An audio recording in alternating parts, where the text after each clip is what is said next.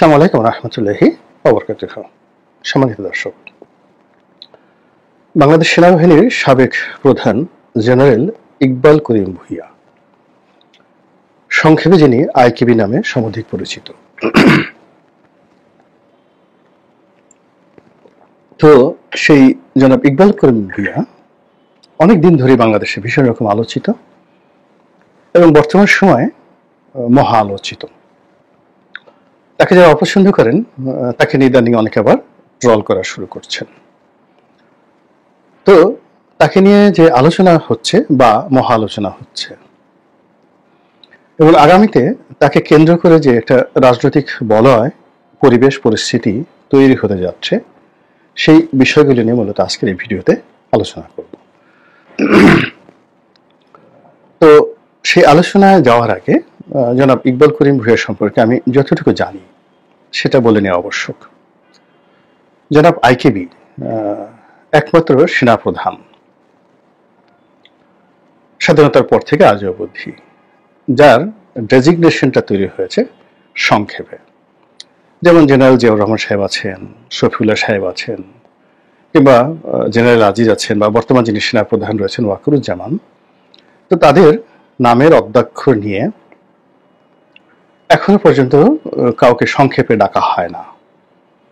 কাউকে কাউকে সংক্ষেপে ডাকা হয়েছে, এটা তুচ্ছ তাচ্ছিল্য করার জন্য। যেমন হুসাইন মোহাম্মদ এরশাদ, তো হুমু তাকে মানে হুসাইন মোহাম্মদ হুমু বলা হতো, তো হুমু এরশাদ বলা হতো, বা লেজে হুমু এরশাদ, লেফটেন্যান্ট জেনারেল হুসেন মোহাম্মদ এরশাদ, মানে এটা ঠাট্টা করে। তো সেই দিক থেকে আইকেবি ইকবাল করিম ভূঁইয়া এই নামটি ঠাট্টার নয়, মস্কার নয়। সেনাবাহিনীর মধ্য থেকেই তার যারা ভক্ত অনুরক্ত অনেকটা ভালোবেসে এই নামটা তাকে দিয়েছেন। এবং আমি ওনার সঙ্গে ব্যক্তিগতভাবে ওনার সঙ্গে আমার একদিনই দেখা হয়েছিল, আর ওই দিনই সামান্য খুব অল্প সময়ের জন্য হয়তো 5-10 মিনিট আমাদের কথা হয়েছিল। এর বাইরে ওনার সঙ্গে আমার কখনো দেখা হয়নি, কথা হয়নি। তো সেই প্রসঙ্গে আসছি, কিন্তু তার আগে যেটা বলি যে যখন আমি সংসদ সদস্য হলাম, ঠিক তারপরে যখন তিনি সেনাবাহিনী প্রধান হলেন, তখন আমার যারা বন্ধু বান্ধব ছিলেন আমার বয়সী,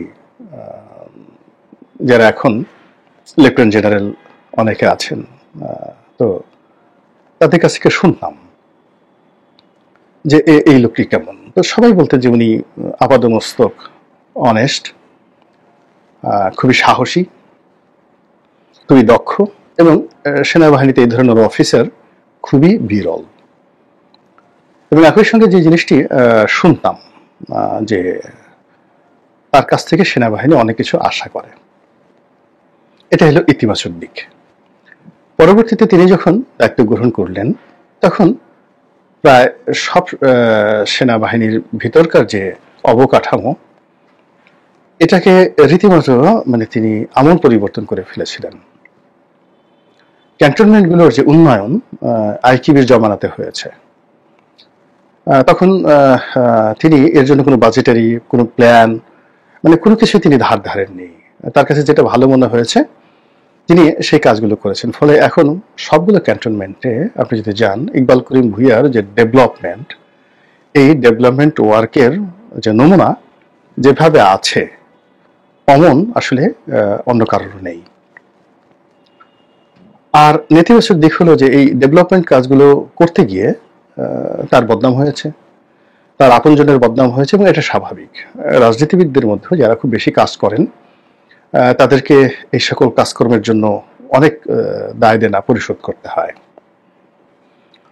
এরকম একটা অবস্থা তৈরি হয়ে গেছে। থার্ডলি হলো তিনি সেনাবাহিনী থেকে অবসর গ্রহণ করার পর যে সকল বদনাম আওয়ামী লীগের লোকজন ছড়াচ্ছে, বা তার প্রতিপক্ষ যারা আছে এখন বিএনপিতে আছেন তারাও ছড়াচ্ছে, যে উনি শেখ হাসিনার কাছ থেকে একটি পাওয়ার প্ল্যান্ট নিয়েছিলেন এবং সেই পাওয়ার প্ল্যান্ট তিনি বিক্রি করার চেষ্টা করেছেন, অন্য জায়গার কাছ থেকে তৈরি করার চেষ্টা করেছেন। কিন্তু এটার সত্য মিথ্যা আমি জানি না, কিন্তু এরকম একটা কথা বাজারে রয়েছে। তো এই কথাগুলো আমি নেগেটিভ পজিটিভ দুটোই বলে নিলাম এই অর্থে যে আমি যে কথাগুলো বলবো সেই কথাগুলো বলার ক্ষেত্রে যেন আমার নিরপেক্ষতা থাকে, এই জন্য আমি টু দি পয়েন্টে সব কথাগুলো বলে নিচ্ছি। সম্মানিত দর্শক, আপনারা হয়তো অনেকে লক্ষ্য করছেন যে আমি বারবার একটু পানি খাচ্ছি। এর কারণ হলো আমার গলাতে একটু সমস্যা রয়েছে এবং আমি কোল্ড ফ্লুতে ভুগছি। একটু পরপর কাশ হয়। তো যখন কাশি হয় কথা বলার সময়, এটা কণ্ঠের জন্য খুব ক্ষতিকর। এবং আপনারা শিখে রাখেন, বাংলাদেশের যারা খুব বড় নাক কান গলা বিশেষজ্ঞ তাদেরই একজন আমাকে পরামর্শ দিয়েছেন যে আপনি যখনই কথা বলবেন কাছে একটা পানির গ্লাস রাখবেন। যখন গলা খুসখুস করবে বা অন্য কোনো অস্বস্তিতে আপনি অনুভব করবেন, আপনি এক ঢোক পানি খেয়ে নেবেন। এবং পৃথিবীর যত বক্তা রয়েছেন প্রায় সবাই আপনি দেখবেন যে টেবিলে পানি গ্লাস রাখে। এই যে আমি একটা কাশি দিলাম, এই কাশিটা না দিয়ে আমি যদি এক ঢোক পানি খেতাম এটা ভালো হতো। এই জন্য আমি বারবার পানি খাচ্ছি এই ভিডিও করার স্বার্থে। আর কথাটা বললাম এই কারণে যে মধ্যে একটা ভিডিও করেছি, খুবই সেন্সিটিভ একটা ভিডিও। তো ভিডিও করতে গিয়ে একজন দর্শক বললেন যে জামাত এবং যুদ্ধাপরাধীদের সম্পর্কে কথা বলতে গিয়ে আমি খুব ভয় পাচ্ছি কিনা, ভয় আমার গলা শুকিয়ে গেছে কিনা, এই জন্য আমি বারবার পানি খাচ্ছি কিনা। আসলে আমি গত প্রায় 4-5 দিন ধরে গরম ঠান্ডায় ভুগছি, নাক দিয়ে সর্দি ঝরছে এবং এর মধ্যে যেহেতু আমার ভিডিও করতে হবে তাই বারবার পানি খাচ্ছি। তো যাই হোক, যে প্রসঙ্গে নিয়ে আলোচনা করছিলাম সেই প্রসঙ্গে আসি। ইকবাল করিম ভূঁইয়া 2014 সনে সেনাবাহিনী প্রধান ছিলেন এবং তার জামানাতেই বিনা ভোটের যে নির্বাচন বা বিনা প্রতিদ্বন্দ্বিতার নির্বাচন সেটা সংগঠিত হয়। এখন তার যারা বিরোধী পক্ষ সবাই বলার চেষ্টা করলেন যে ফ্যাসিবাদী সিস্টেম বা স্বৈরাচারী শেখ হাসিনা, এই যে গালিটি, এটি জনাব ইকবাল করিম ভূঁইয়ার মদতি হয়েছে এবং তিনি যদি সেই দিন আজকের জেনারেল ওয়াকারের মতো দায়িত্ব পালন করতেন তাহলে এই অবস্থা তৈরি হতো না। তো এই ক্ষেত্রে আমার বক্তব্য হলো কি, আসলে সেনাবাহিনীর যারা প্রধান বা পুলিশের যারা প্রধান, ইভেন আমরা পার্লামেন্টের কমিটিতে দেখেছি যে আমাদের মধ্যে অনেক জুনিয়র এমপি যারা আছেন তারা বড় বড় সচিবদেরকে অকথ্য ভাষায় গালাগাল করতেন এবং সচিবরা মাথা নুয়ে তারা শুনতেন। এবং আমরা যখন সেনা কর্মকর্তাদের সাথে আমাদের দেখা সাক্ষাৎ হতো, সেটা মেজর জেনারেলের পর্যায়ে যারা লোকজন রয়েছেন, তারা লেফটেন্যান্ট জেনারেল এমনকি সেনাপ্রধান যারা ছিলেন, তো এমপিদের মধ্যে যাদের ব্যক্তিত্ব ভালো, রেপুটেশন ভালো, প্রধানমন্ত্রীর সাথে সম্পর্ক ভালো, তারা এই সমস্ত সেনাবাহিনীর প্রধানের একটু পাত্তাই দিতেন না, ডেকেও জিজ্ঞাসা করতেন না। এবং তারা অনেক সময় এই রাজনৈতিক যারা ব্যক্তিত্ব তারা যেহেতু শ্রোতাচ্ছিল করছেন, এটা অবলীলায় মেনে নেওয়াটা এই আমলাতন্ত্রের বোধহয় একটা অভ্যাসে পরিণত হয়ে গেছে। কারণ আমি নিজে যে জিনিসগুলো দেখেছি, আমি যদি সেনা কর্মকর্তা হতাম বা সিভিল সার্ভিসের কর্মকর্তা হতাম, আমি চাকরি ছেড়ে দিতাম, কিন্তু আমি ওই জিনিসগুলো মেনে নিতে পারতাম না। কিন্তু আমি দেখেছি তারা মেনে নেয়। শোনা কথা, কোন এক সরকারের আমলে একজন মেজর জেনারেল, বোঝার চেষ্টা করেন, একজন মেজর জেনারেল একজন রাজনৈতিক নেতার সঙ্গে দেখা করতে গেছেন। তো তিনি গিয়ে বললেন, এবং তিনি কোনো পোর্টফোলিও না, মানে তার কোনো তিনি মন্ত্রী এমপি নন, জাস্ট একটা প্রভাবশালী রাজনৈতিক নেতা। আমি নাম বলবো না, আপনারা বুঝতে পারবেন। তো তার অফিসে গেছেন, ভবনে গেছেন। তো যাওয়ার পরে বলে, স্যার আমি একটু বসতে পারি? বলে, নো, আপনি বসতে পারেন না, দাঁড়িয়ে দাঁড়িয়ে বলেন। তো এটা সেনা কর্মকর্তা অপমানিত হয়ে সে তার কলিগদের কাছে এটা বলেছেন এবং এটা এখন পর্যন্ত সেনাবাহিনীর মধ্যে কিন্তু মশহুর যে এরকম ভাবে একজন সিনিয়র সেনা কর্মকর্তাকে একজন রাজনৈতিক ব্যক্তিত্ব অপমান করেছেন। তো এটা হয়। যেটা বললাম এই কারণে যে ইকবাল করিম ভূঁইয়া যে অবস্থাতে ছিলেন, সেই অবস্থাতে যদি এই যে জেনারেল ওয়াকার যে রাজপথটি পেয়েছেন, তার অর্ধেক উত্তক যদি তখন রাজপথে থাকতো, তাহলে ইকবাল করিম ভূঁইয়া ক্ষমতা গ্রহণ করে ফেলতেন। তার সে সাহস ছিল, আর বিশেষ করে তার স্ত্রী তার চেয়েতেও সাহসী, যথেষ্ট সাহসী।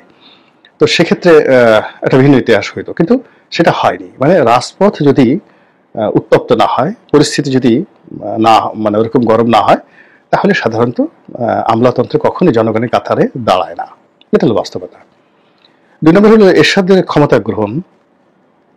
এখানে অনেকগুলো তিনি অ্যাম্বিশাস ছিলেন। শহীদ প্রেসিডেন্ট জিয়াউর রহমানের একটা কাউন্টার গ্রুপ তাকে সমর্থন দিয়েছে। এখানে সরাসরি ভারত তাকে প্রমোট করেছে এবং ভারত চেয়েছে জিয়াউর রহমান সাহেব হত্যাকাণ্ড ঘটুক। ফলে এরশাদ ক্ষমতা গ্রহণ করতে পেরেছে, কিন্তু ইকবাল করিম ভূঁইয়ার কিন্তু সেই ঘটনা ঘটেনি। কিন্তু ইকবাল করিম ভূঁইয়া যতদিন ক্ষমতায় ছিলেন, তাকে কেন্দ্র করে মানুষের যে আশা আকাঙ্ক্ষা ছিল অনেক অনেক বেশি, যে কেন তিনি শেখ হাসিনাকে হটাচ্ছেন না।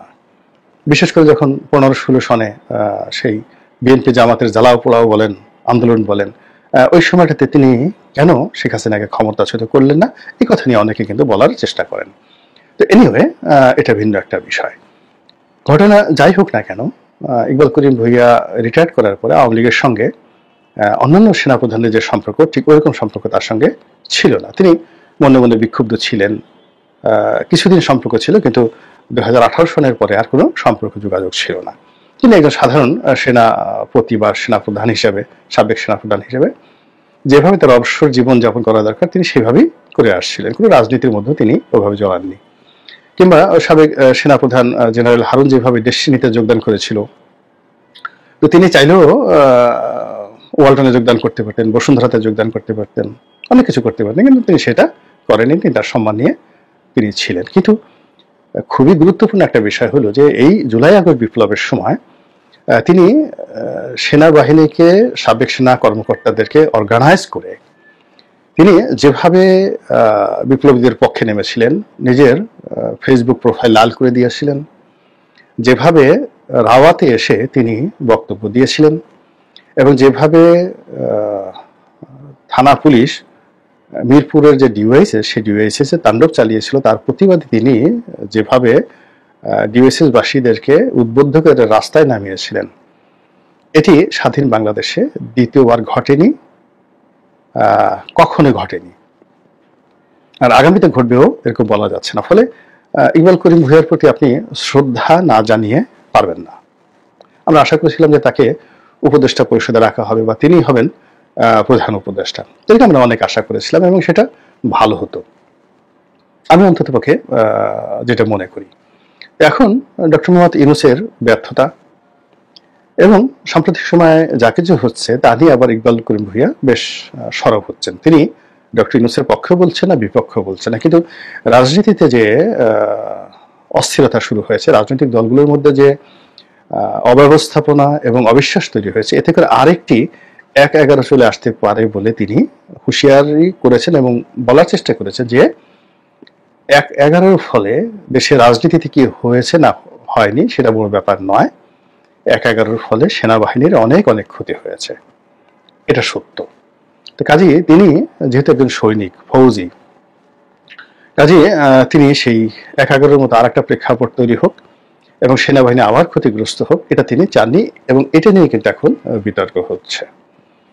এখন বাস্তবতা হলো যে তিনি যখন এই সকল কথাবার্তা বলছেন, তখন তার যারা প্রতিপক্ষ এখন তাকে আচ্ছা মতো ধুলাই দিচ্ছেন।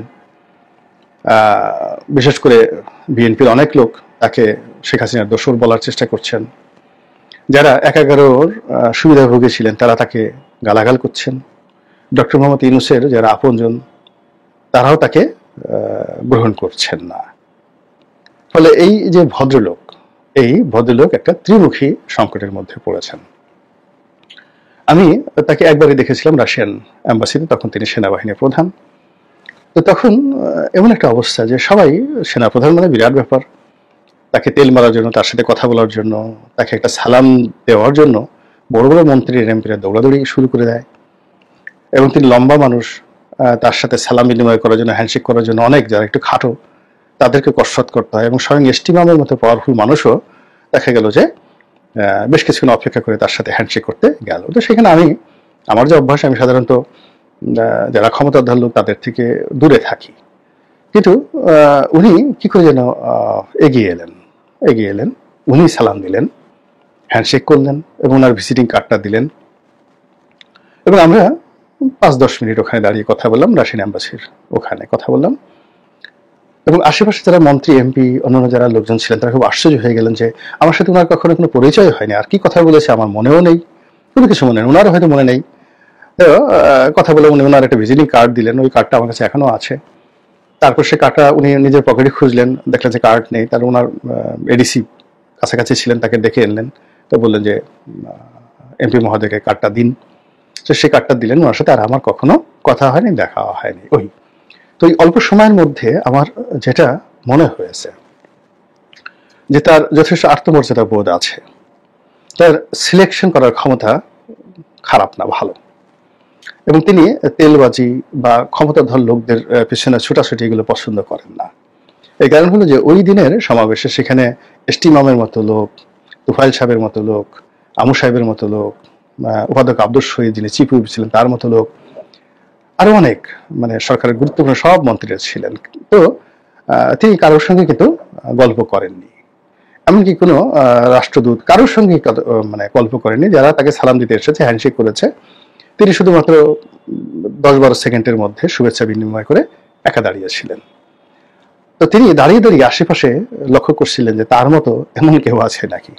কিন্তু আমি এখানে যেটা মানে পাশে ছিলাম, তো উনি লক্ষ্য করলেন যে আমার বয়স তখন অল্প, কিন্তু তখন আমি যথেষ্ট জনপ্রিয়, টকশোর কারণে ফেমাস, শেখ হাসিনার সাথে সম্পর্ক থাকার কারণে আওয়ামী লীগের কর্তা ব্যক্তিরা সবাই খুব তোয়াজ তদবির করতেন, এবং তিনি দেখলেন যে একটা ইয়াং সংসদ সদস্য, তো সবাই তাকে মানে তোয়াজ করছে, এবং বেটার দেন ইকবাল করিম ভুইয়া, ইকবাল করিম ভুইয়ার চাইতেও লোকজন বেশি আসছে, কথা বলছে, সময় কাটাচ্ছে। মানে আমি খুব ব্যস্ত মানুষ, মানে অ্যাজ ইট ইজ ওখানে মানে 2000 সেই 9-10-11 মানে যে সময়টাতে ছিলেন, সেই সময়টাতে আমি কোনো একটা অনুষ্ঠানে গেলে, সেটা কূটনৈতিক কোর হোক বা কোনো অনুষ্ঠান হোক, সেখানে সবাই সাংবাদিকরা বলেন, মন্ত্রী এমপিরা বলেন, ব্যবসায়ীরা বলেন, ওখানে একটা ভিড় লেগে থাকতো। এটা কেন জানি হতো, এবং এটা এখনো হয়, আলহামদুলিল্লাহ এটা এখনো হয়। তিনি দূর থেকে লক্ষ্য করলেন, আমাকে লক্ষ্য করলেন। তারপর আমি যখন একটু ফ্রি হলাম, তিনি এসে, আমরা আরো 10 মিনিট ছিলাম একসাথে, আমরা কাটালাম। এরপরে আমি বাইরে বের হয়ে আসলাম, দেখি যে এসটি ইমাম সাহেব দাঁড়ানো আছে, একা একা দাঁড়িয়ে আছেন। তো উনি ওনার কথাবার্তা বললেন, কথাবার্তা বলে ওই রাতে আবার আমার একটা বৈঠক ছিল মাহবুল আলম হানিফ সাহেবের বাসায়। উনি অপেক্ষা করছিলেন, বারবার ফোন দিচ্ছিলেন যে Roni I am waiting for you. রাত বেড়ে গেছে প্রায় 1টার মতো, উনি আমার জন্য বসেছিলেন, ওনার ওয়াইফও বসেছিলেন। তখন আমি ওনার বাসায় গেলাম। এই এতটুকু হলো ইকবাল করিম ভুইয়ার সাথে আমার দেখা এবং সাক্ষাৎ। ওই সময়ের মধ্যে আমার কাছে মনে হয়েছে যে উনি ডক্টর মোহাম্মদ ইউনূসের মতো নন। আমি ডক্টর মোহাম্মদ ইউনূসকে মানে ইকবাল করিম ভুইয়াকে যতটুকু চিনি, তার চেয়ে 1000 গুণ বেশি চিনি, in terms of relation, vibration, আরো অনেক ক্ষেত্রে। কিংবা এখন যারা উপদেষ্টা মন্ডলী আছেন তাদেরকেও চিনি, সবাইকে চিনি। তো শুধু একটাই বললাম যে তিনি তাদের মতো নন, এত চিপ নন, এত তিনি বাহিনী প্রধান ছিলেন, CSIF চিফ, কিন্তু CSEAP চিফ, সেই চিফ নন, এত সস্তা তিনি নন। ফলে তাকে কেন্দ্র করে যদি কোনো কিছু আগামীতে হয়, সেটা রাজনৈতিক হোক বা অন্য কোনো কিছু হোক, আমি মনে করি না যে বর্তমান দেশে খারাপ কিছু হবে। আল্লাহ ভালো জানেন, এবং আল্লাহ যা কিছু করেন সবকিছু যেন আমাদের কল্যাণের জন্য হয়। আসসালামু আলাইকুম রহমতুল্লাহি ওয়া বারাকাতুহু।